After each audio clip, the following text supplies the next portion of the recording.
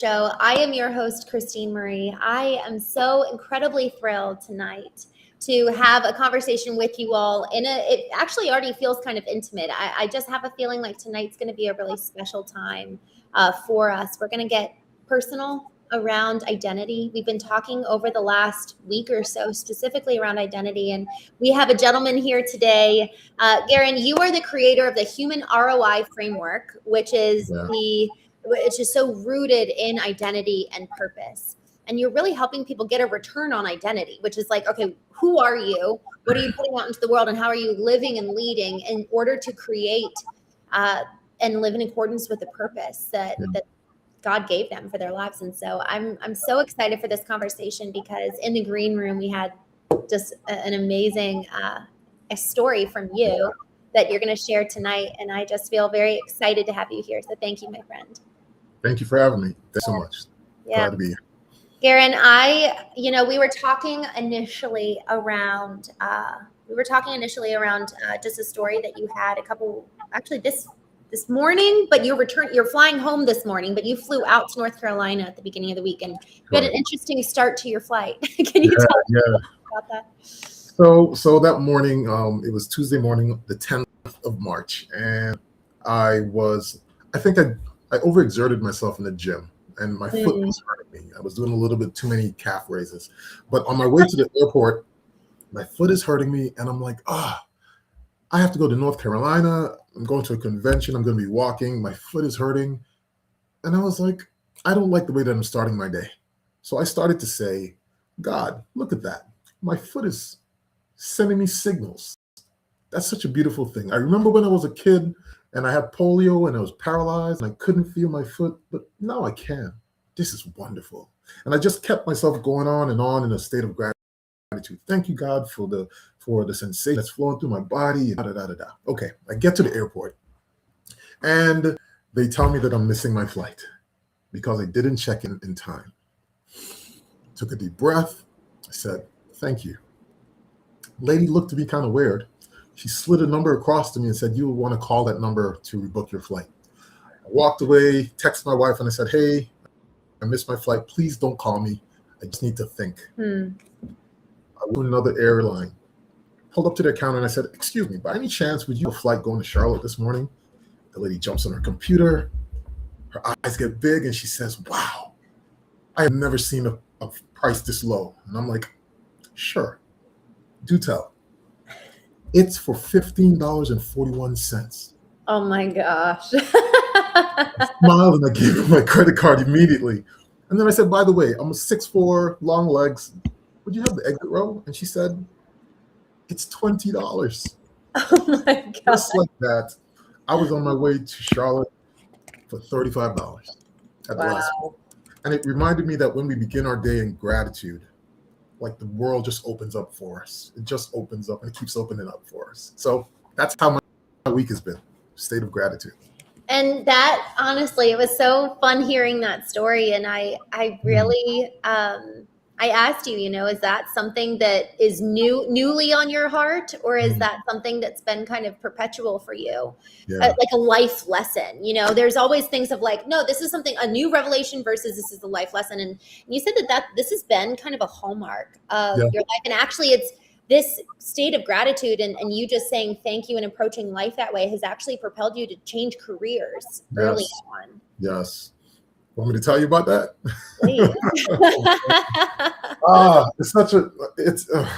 So 20 years ago, back in 2006, my wife and I'm taking her out for dinner. We go to a restaurant, local restaurant, and there's this gentleman in front of us, and he's wiping down the table, and he's moving things around, setting up the salt and pepper and the everything else, and he walks away. And I'm like, excuse me, sir. He turns, and I say, thank you. And he's like, why are you saying thank you to me? I said, because you didn't wipe down the table. You prepared a place for my wife and I to have dinner. And if you didn't do that, we wouldn't sit here. So thank you. He paused and he's like, I did all of that for you? I said, yeah, you did.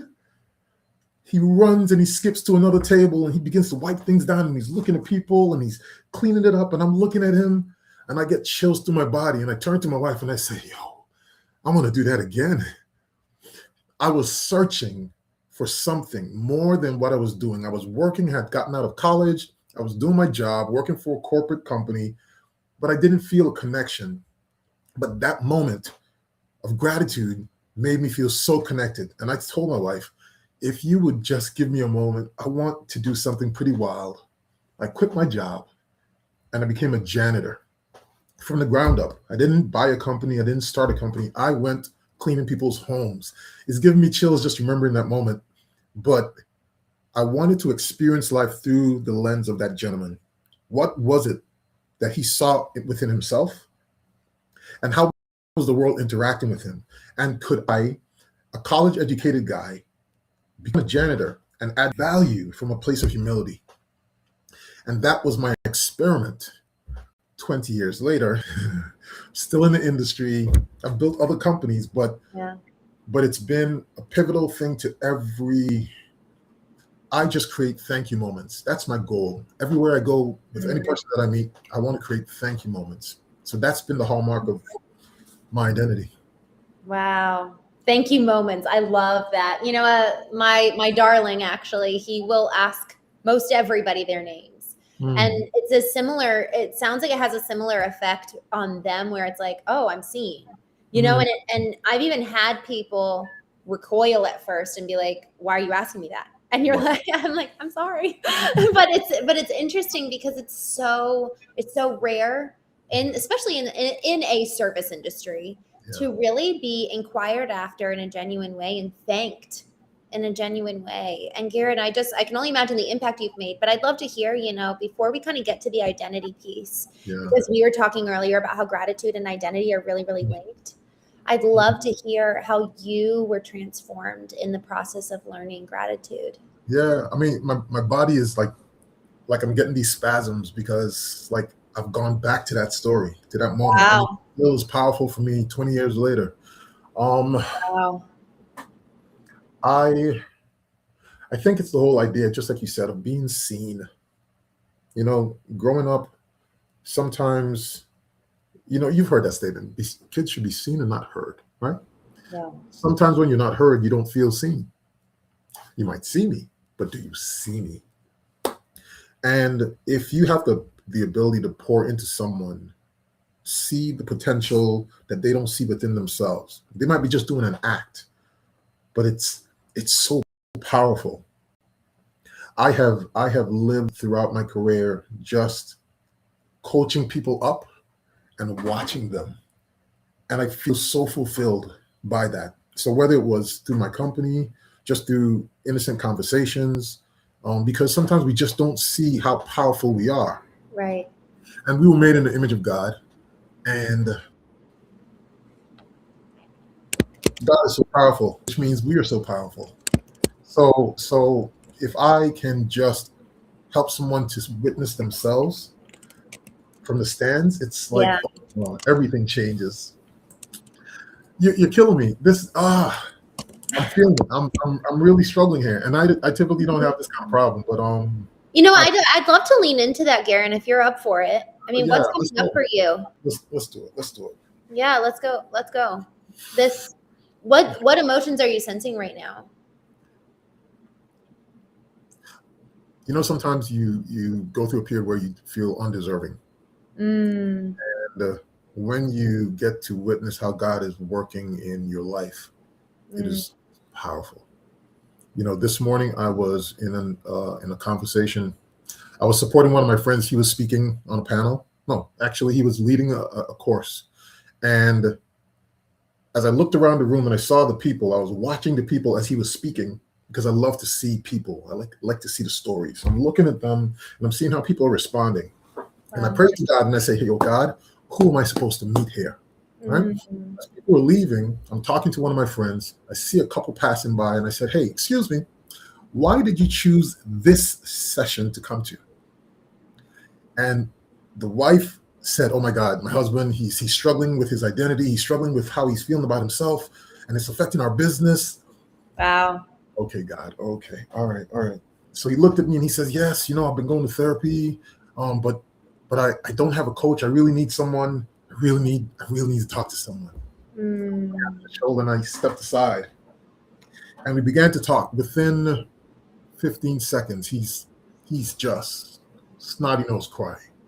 This is a big guy, and he's just snotty nose crying. Wow. And I had to whisper to myself, like, God, what am I supposed to say? What am I supposed to say? Because I look at myself as a vessel. I don't know this gentleman, but I asked the question. And all of a sudden, everything came full forward. He needed that moment. He's like, can I talk to you? Maybe I came here and I needed to see you. Wow, Gerren. When you recognize, I mean, people can look at that and say, ego. Yeah, of course. I'm the coach. I'm the expert. Right. I recognize my flaws and I know that God is working through me. I just need to remain open. Mm. And that trip, remember, I missed my flight. I probably shouldn't have been there. Secondly, I went there literally to serve. I had no agenda. I wasn't speaking on any panel. I wasn't doing anything. I literally went there because it was close enough. And I said, I'm just going to go here and serve a large body of people. And the amount of interactions that I've had just from being there tells me that it's not me. We're being sent to places in this world. We don't just go or have to go. We're being sent. And that perspective, that switch, oh man, it makes everything so sacred. So now you start acknowledging and holding sacred each and every conversation that you have. So that's the life that I'm living. And what you're seeing with me, even with the trembling in my voice, which again is not common, is like God is talking, man. Oh, he's talking. So I'm just working through it. You know what? Gerren, each one of these shows is so different. For those of you who are regulars, they know that it's always different every time. And I just had this sense right when I started praying so I pray before every show, and I started praying and I got two senses. One was that there's a lot of folks who don't understand the love of God because of their earthly father. Like they don't understand the heavenly father because of the earthly father. And that was just like very overwhelming. And I was like, oh, that's odd, but okay, I'm going to lean into that. And I started praying for people here who have had that experience. But then also I got the story come to mind while praying specifically for you around the tax collector and the Pharisee. And the Pharisee is like, thank God I am not like other men, false humility. You said ego would normally say this, but then the tax collector is like, God, help me, a sinner that I am. And Jesus, looking at the two, says, God exalts the humble. Yeah. And there is something about having the humility to allow yourself to be exalted, to allow yourself to step into the light. Our identity, talk about identity. So much of our identity is the light of the world. And so I felt very strongly like God actually wanted to exalt you tonight. And I don't know if you're in a season of that, but man, it was interesting. I've never felt that for anybody while praying for them, but I just hope you can receive that. I know that there's just been so much, even the fact you were willing to take the position as a janitor to be able to understand, like, all right, let me go scrub toilets and look at the world through this lens. Yeah. Like looking in the toilet and then looking up and out. Yeah. That's a complete talk about perspective shifts. And so the humility to take on that position and the humility to step into the limelight. Sure. Both are and what would you even say? Does it take the same type of humility? Is it humility regardless? Like, how does that adjust? Yeah. Man, that's a great question. When it becomes easier when I'm not the one that's speaking. Right? So, for instance, I'll be invited to speak at conferences. Yeah. And I would wake up early the morning and I would, if we're staying in the same hotel or the same place, I would go to that room that I'm going to be speaking in, and I would pray over the room, the empty chairs. I would speak to the empty chairs, basically preparing for whomever is going to be here, because I know people have spent hard-earned money to come here. They have challenges that they're going through, and they're hoping and wishing and praying that they can be answered here. And it's like I'm surrendering my ego to the room, to God, and just saying, what do I need to share? So when people start filling in and other speakers are going up and they're speaking, I'm paying attention, I'm fully engaged, but I'm listening and I'm paying attention to the audience, looking at how they're responding, paying attention. I'm looking for what's missing, and if I have to slightly adjust my speech for the audience, then I will. You don't have to hear what I've prepared. It's what you need. Communication is not what's said, it's what's understood. So if I'm paying attention and I'm seeing the audience and I'm understanding what it is they need, I'm going to give it to them. I've been in spaces where I've been a co-host and people are laughing. The main host is speaking and people are laughing. They're enjoying themselves and so forth. And then I get a chance to speak and I might speak for 15 seconds, 20 seconds, and the place is silent. And I'm like, am I bombing? And then in the back of the room, I would hear, amen. We're at a business conference. What are we talking about? Amen. Yeah. It's landing differently for the folks. So I realize I may not be the person who's always going to get the crowd all amped up and so forth, but it's grounded contact, grounded connection. And I recognize that that's how God has been using me. So I just surrender to it. I just surrender to it. So it's amazing. It's a great experience, man. A great experience. I love it. Well, I really would love to lean into this whole concept of gratitude as effectively a channel and a pathway to just so many things, particularly to identity. And, I think even I've experienced it as a pathway to connection and relationship with others. Sure. It's a connection point. So it's a connection to us. It's a connection to God. It's a connection to others. So it really is that vehicle and access. Yeah. I would love for you to kind of, let's say, okay, I want to get to know who I am. Yes. How would I use gratitude? How would I access my soul through gratitude? Yeah. So the framework that I use is lens framework. Okay. Lens framework. When you look through this framework, you get the prescription on the other side as to what to do, how to take action. But from the beginning, when the L stands for looking deeply into a person. So you heard me talk about when I'm in a room, I'm always looking at the person. I'm looking at the audience. I'm paying attention. I'm looking for the story. Even as I look at you, it's like there's a story here.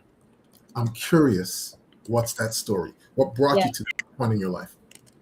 So I look deeply into the person and questions come. They're not always they're definitely not typical transactional questions, the how are yous of the world. But I might ask a question that is a pattern interrupt that causes them to pause and think. And it's like, okay, so, right? And the E stands for engage authentically. I have a past, I have stories, I have anecdotes, and I would just grab one and bring it to the present to let them know, I see you, I've been there, I've experienced something similar. So there's a bond, right? People want to know that you have skin in the game. They don't want to feel as though they're being interrogated. You don't even know me. What questions are you asking me, right? But I have noticed in my life that people go deep with me quickly. And when it would happen, I would ask God, what's that? What just happened? They just met me. Why are they telling me all of this so quickly? Which led me to believe that I had to hold sacred these moments because people are being very vulnerable and very open. So there's something that God wants me to do in this moment. So I started praying about it so that I can show up well. But I know I also have to do some inner work. Another story for another day. But the L, look deeply. The E, engage authentically. N is nurture that person. So with the hand on the shoulder of this gentleman today, the hand on the shoulder, just to let him know, I see you. I'm here with you. You're not alone, because so many founders, so many entrepreneurs, leaders, they are in their offices late at night trying to figure things out by themselves. Ashamed to ask for help, right? But if you can just touch them in some way, in a healthy manner, of course, to let them know you're not alone, there's a connection that builds right there. And then the S stands for seeing their potential.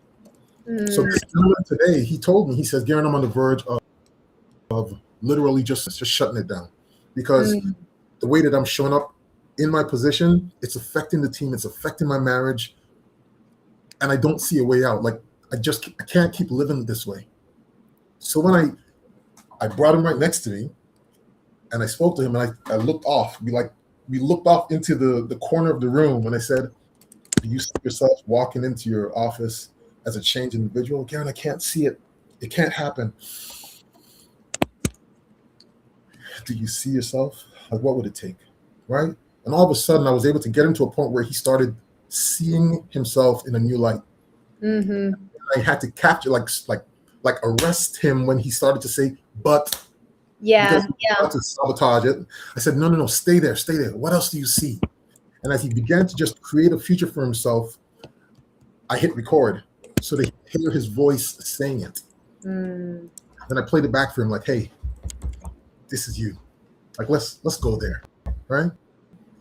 He was free for that moment from all the shame and the guilt and all of the stuff, the negative. He was in this moment, in this state. And if I could just hold him there in that state for long enough, he could see that. So he's like, I'm going to be sending you an email tomorrow, meaning Friday. So I'm looking forward to what that is. So what will happen next? And I'm connecting to our source to lead me through that whole conversation.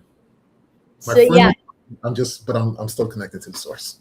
Love it. Well, and the revelation that comes through being connected like that. Okay. I love this, and I love that you recorded it. So effectively, I mean, this process is really can it be done? I guess one of the things that I found most helpful in therapy and coaching is the pattern interrupt questions, because it's really hard to introduce those new thoughts and those new narratives. We have them on a constant loop, and it's not just, I've learned this over the last year or two. It's so often embedded since childhood. Sure. The shame itself is there since we were children. So I'd love to know, you were talking initially at the very beginning, you just mentioned in passing around polio and like what your childhood was like. Yeah. Unpack that a little bit. And also, how does that show up in your story today?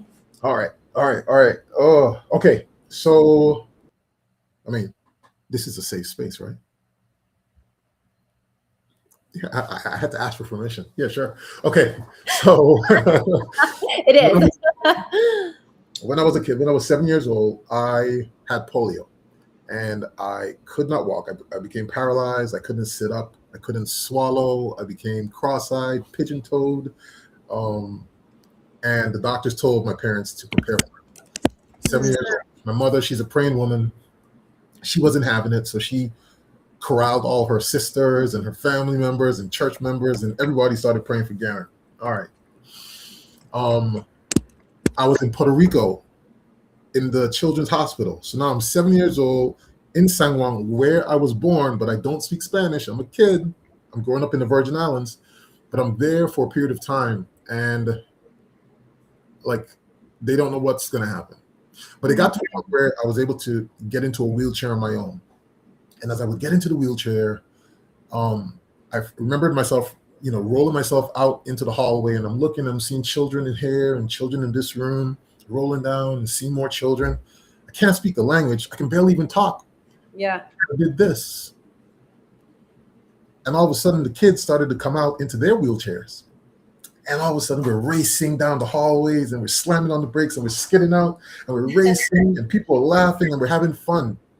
But I never said a word. All I did was a human motion. And I built community. Fast forward. Well, even before we fast forward, shortly after I got back after I recovered, which I didn't need to have therapy. It was a miracle. Like, I have never had therapy on this in my life, but I'm back to normal. I am then sexually abused from a family member. Whoa. Right? So I'm going through a lot of trauma as a kid. And with this, I'm living my life. I will dare I say I was enjoying it because it was someone of the opposite sex. So I looked at it as being like a relationship. Right?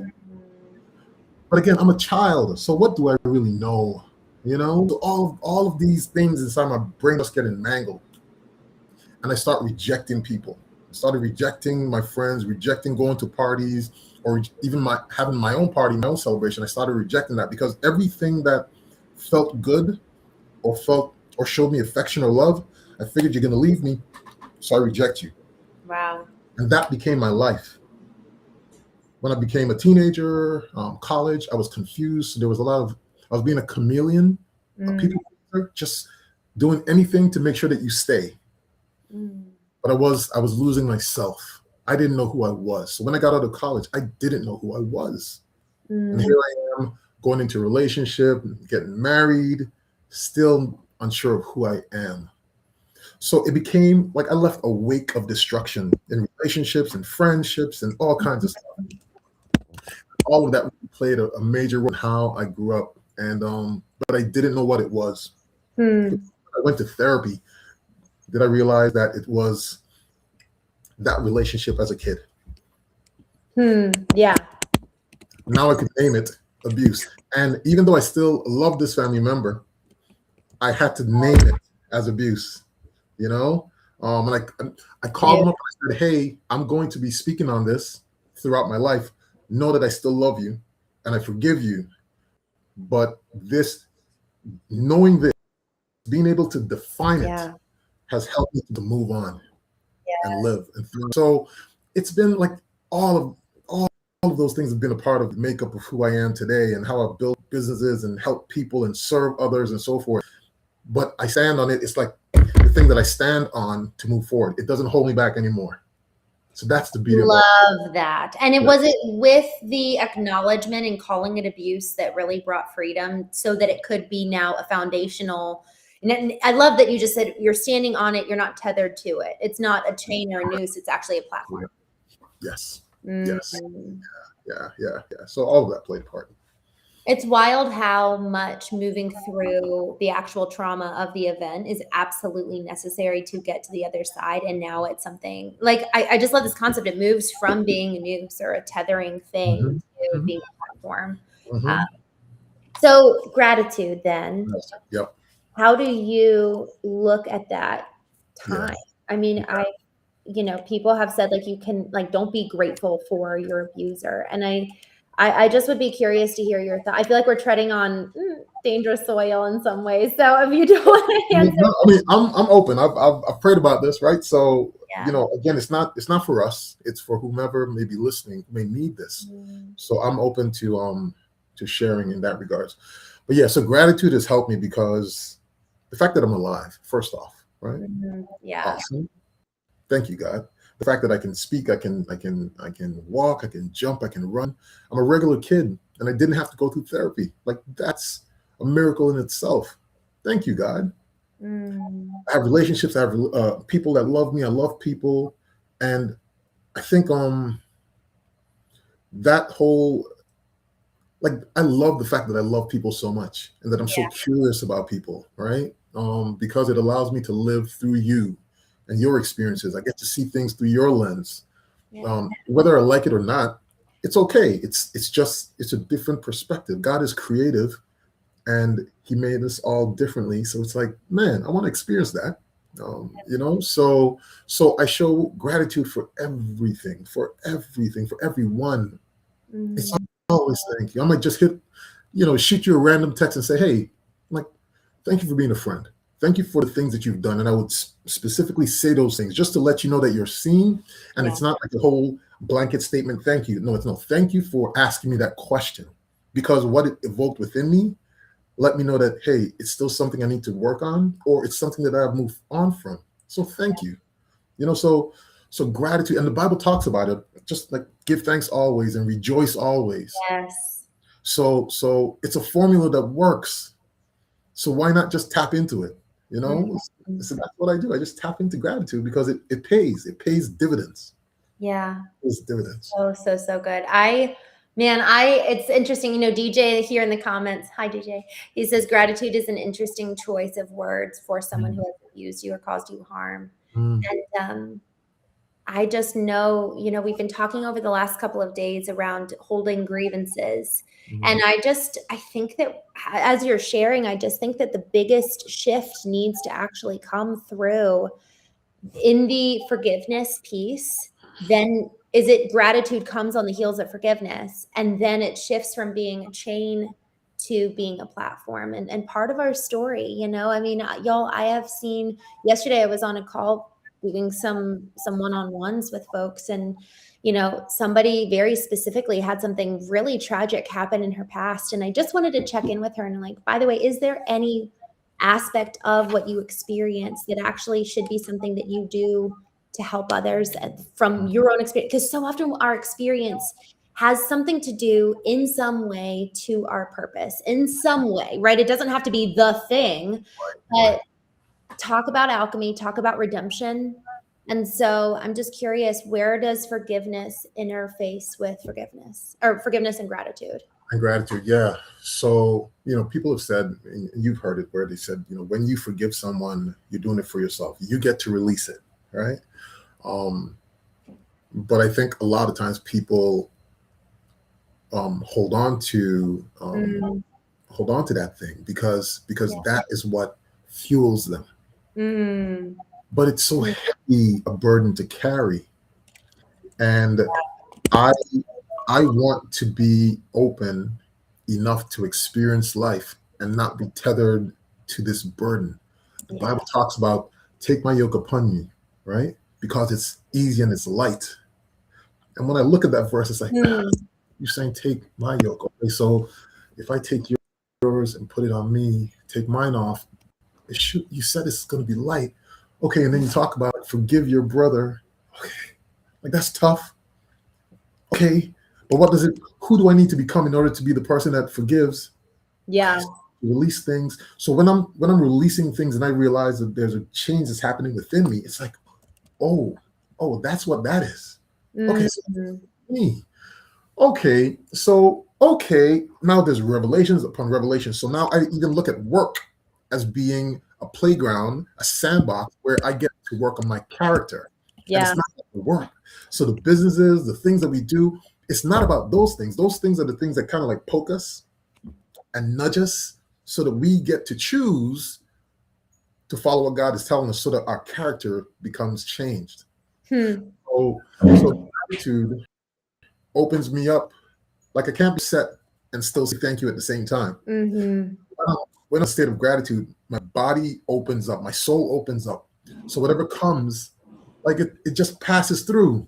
It's an easier flow because I'm in a state of gratitude versus if I'm in unforgiveness, it comes through and it hits the wall, and now I'm angry now. Okay, so now I have a reason to be angry. But that's heavy, especially when I started my day the way that I wanted to start my day, and I allowed something outside to come through, and then it got locked inside. I don't want that anymore. Yeah. So open so it can pass through. I get to feel it. Yeah. I don't like that feeling, or I do like that feeling. I'm strong enough to let that go or not. So it's giving me all these signals of things that I need to work on, steps that I need to take so that I can release it. And then I'm open to the next opportunity that's coming my way. Yeah. So sometimes we're stuck for years because we're not allowing things to pass through. We're just stuck. It's a whole Well, honestly, as you were saying it hit me, I was like, tell me what came. Okay, so I had this moment. So I got to be honest. I've always hated the term acceptance. It sounds so complacent. It sounds like, okay, well, I'm just going to sit here and let life happen and I can't do anything about it. And I've never liked that concept. I feel like a victim, honestly. I feel like a victim in that regard. So, I've been like, okay, is that speaking to my controlling tendency? What does this say about me? All of that. So I'm letting it be a mirror for me. Yeah. And I love, love, love what you're saying, because gratitude is an action. Yet it has a similar flow through and in and out aspect that acceptance does. But I actually can have a heart posture rather than just being kind of like neutral and numb about it. It's like, no, I'm grateful. I actually believe there's a narrative that I hold, everything is for me. And that narrative has been so, so, so, so helpful to have a predisposition towards any inconvenience, towards any upset, anything that's wrong. Oh, this is going to be for me. and really believing that, and then acting accordingly, and then teaching my body to respond to that. And DJ, I saw that you kind of put that here. He's like, okay, forgiveness, i.e. acceptance. But I think the way that gratitude actually fits into this is because we're being active. We're an actual participant in our story. We're not just sitting there as a complacent, like, well, watch that happen. All right.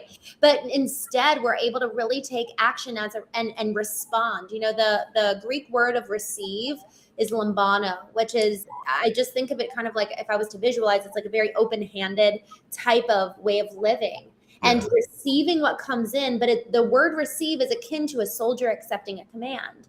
So I'm receiving what's happening and coming towards me, and I'm taking action as an immediate result. I'm not just sitting there on my laurels being like, oh, I'm accepting, I'm receiving, but it's like, no, actually there's action that follows. And so changing the funnel to be one of passivity to one of action through the lens of gratitude. How does that sound? Yeah, I love that. I love that, because I do agree with you. Yeah, it's an action that we take. Yeah. Right. So now you're a participant. You're not a victim anymore. So if you want to control something, control your choice to. Yes. Yeah. Exactly. Yeah. So right. Yeah.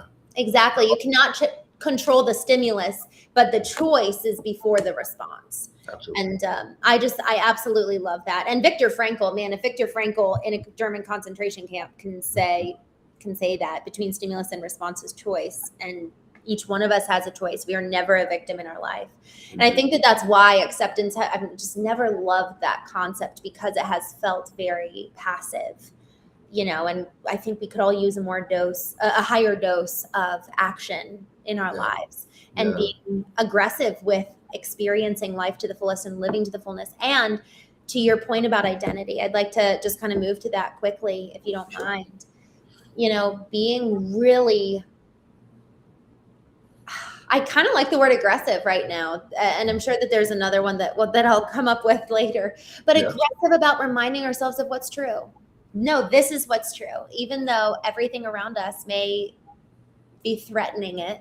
Tell us with identity, you know, how do you allow for gratitude to be the pathway to kind of get to the core? You're talking about being open. Gratitude opens us up to receive.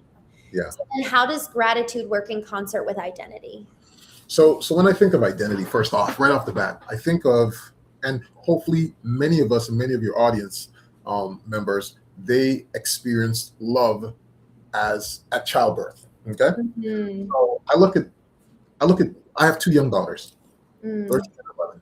When they came out, we picked them up and we looked at them, and it was like, I love you. You're perfect. You're everything. And all they did was pooped and drank milk. They did nothing else. Okay. But we considered them perfect. And all of a sudden life starts to happen. And then they started to think differently of themselves. I don't like the way that I look in the mirror. I don't like my hair. Well, who told you that? You're yeah. So life chips away at who they were, are, right, who God says they are. But it was life and the way that they defined life and the things that happened to them through life. They defined it a certain way. And it's like, the further and further away you go from childbirth, or from being a baby, life has an opportunity to just break you down. Yeah. In my mind, it's like, how can we get you back to believing that you are perfect in the sight of God? God says it, right? We're made in His image, so we're perfect in the sight of God. Yes, we are born sinners. I get it. But man, there's a beauty that comes when you are innocent and you don't take on what the world puts on you. It just washes off like water. And my goal is to help people get back to that state of being, the state of thinking of themselves, of believing what it is God has said about them and who they are in His eyes. Because it's through that God can work some really cool things. He can do some things if you just open up and allow Him to accept. And I know you know that's a trigger word for you, right? But if we can just be in that state where we accept what it is He says about us and believe what it is He says about us, now we can take off on the assignment that we were given at birth. And I truly believe it's an assignment. In the same way that we all have different fingerprints, out of all of the people in the world, we all have different fingerprints, which is wild to me. That means we were created to do a thing. Yeah. How quickly can we get to doing the thing that we were created to do, not the thing that we believe we ought to do because the world said it, the thing that we were created to do. Sometimes we suppress it. Every assessment test that I took as a kid, my mother was an educator. It told me that I'm a teacher, a coach, a psychologist, a therapist. And I hated that because my definition of a teacher and coach was what my mother was doing, and she taught one class. She either taught science or she taught math or something. Or it was one class, and I would help her grade papers, and I hated this one class thing. I didn't want to be locked in a box in a room. I rejected that for years. But it was only when I started believing what God said about me did I start realizing teaching and coaching, like brother, you can learn and share. Learn and share. Yeah. So I find it in my world, in my mind. I learn and I share. Teaching, that's coaching.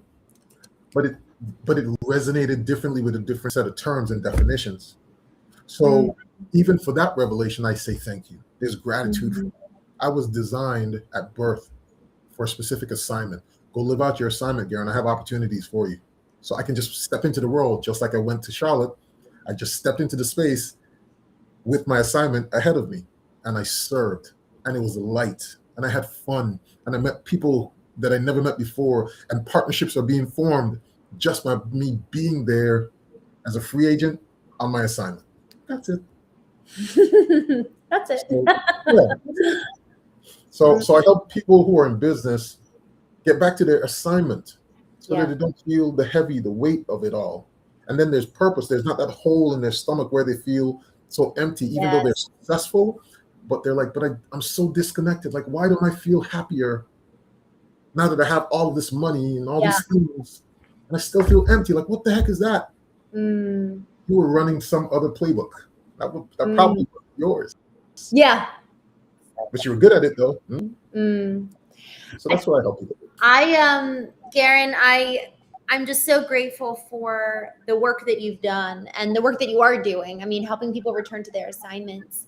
I've shared this multiple times on the show, but I believe deep in my soul, like you do, that every single one of us has a divine reason for being here, and even divine revelation. To your point about teaching, every single one of us has something to offer and something so much more to receive. So I'm so grateful for you, my friend, and for you being here tonight. Thank you so much for joining.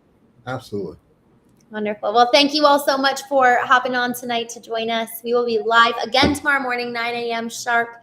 And until then, I hope you have a wonderful evening. And talk